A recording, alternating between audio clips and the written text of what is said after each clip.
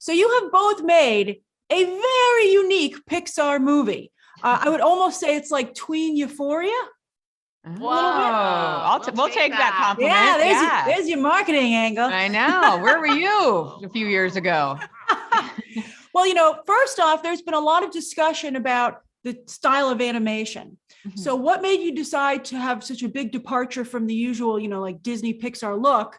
And what were some of your influences for this new look? Yeah, I think from the beginning, we really wanted to push the style of this movie, and we were encouraged to by Pete Docter, and who is also an animation fan and wanting to push the envelope of CG animation. I mean, my background, like my biggest cultural and artistic inspiration and influences are like Disney and Pixar and Japanese anime. And of course, when you watch a movie, it feels like a blend of those two styles, because that is me. And we felt like in order to like really make the audience feel how May was feeling, because she feels such big, strong emotions in the movie, that we had to push the lighting and the animation and the acting and the design just like in a bigger and more exaggerated way, because this movie has so many strong emotions in it. Mm-hmm. And that's the beauty of animation too, is like you can exaggerate and really, really crank up the emotion in every single scene, and really just utilize the screen and the visuals and the colors just to like tell these stories.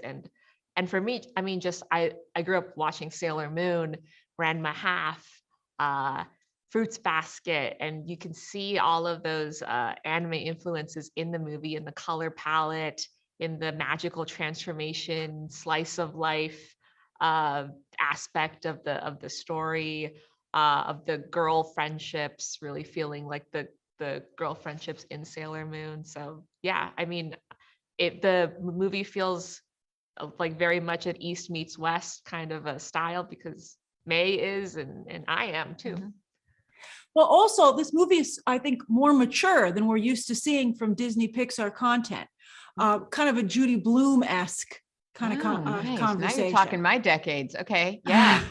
So like, what did Disney Pixar say when you handed in, some of these topics, and also some of your jokes where I was like, whoa. Yeah. I think,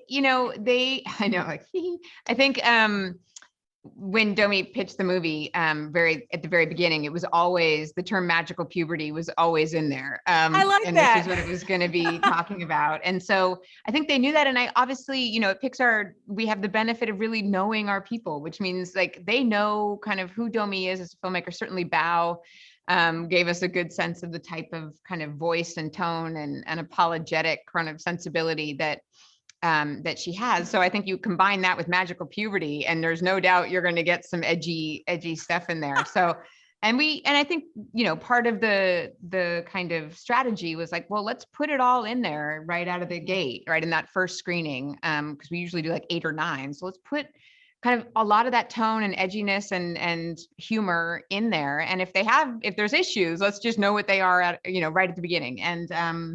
And really everybody kind of reacted so well in the room. The audience, internal Pixar audience, was laughing and cringing and like gasping and all of that I think as filmmakers, which ultimately we all are, everybody was like, oh my God, that's what you chase for years, is to get an audience to react that way. So I think they were really on board from the beginning. Did you cut anything, or did you keep all the jokes from the original? Well, I mean, anything for edginess. I mean, obviously stories evolve. We had a really good joke in there that we were at, well, just one. I mean, it was when she's like they're talking about the boys on the track and they're sitting in the bleachers. Oh yeah. And they're like, the joke was, are you a beaver? Cause damn, that was the joke. And we were like, yes, it was such a funny. And then it was like, no. And so now I like the one you have. Yeah. Yeah. The one we have is even dorkier. Better. Yeah. Cause it's so lame. And I've never heard that. I was like, where's she going with this? And I was like, it's not your usual triangle joke. Yeah. It's not your usual geometry triangle joke. And it's more specific to her character. Yeah. So there was stuff like that where they were like, well, I don't know about that. And so we kind of picked our battles, and I think we won all of them. The ones we picked, we won. Yeah. That's Yeah. fantastic. Yeah. Well, I loved your female characters. I love this friendship of these four girls. And they're so different than the type that you usually see depicted in Hollywood fare. Mhm. Who do you each relate to the most of the four? Oh, I'm definitely, I mean, obviously I relate a lot to May, but I What? think I think I'm a lot like Priya too. Like I have that like dark side, that dark kind of flat side of myself.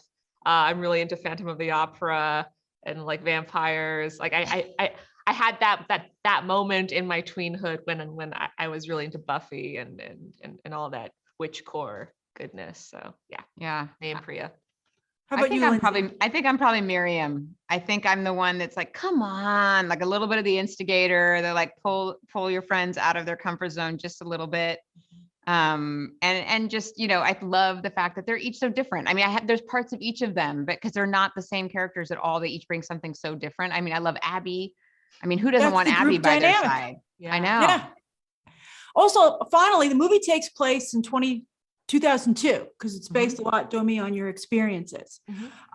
That's 20 years ago. Do you think there's any chance we could get a sequel and seeing what these four girls are doing today as four women?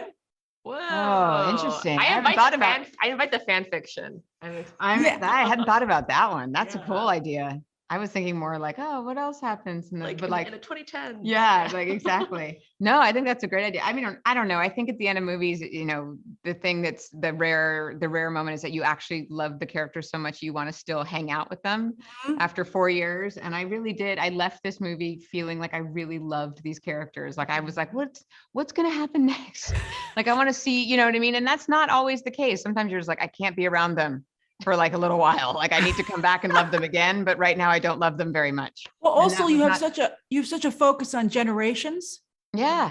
you know, which I thought was great. So Yeah. I mean, I don't want to give away any of the surprises, but that was really cool. It Yeah. was. I like that was kind of a little bit of a later addition to bring in the aunties and, you know, stuff like that. So it's cool. Well, congratulations. It is the most unique Pixar movie to date. And I thought it was so much fun. Thank you so much.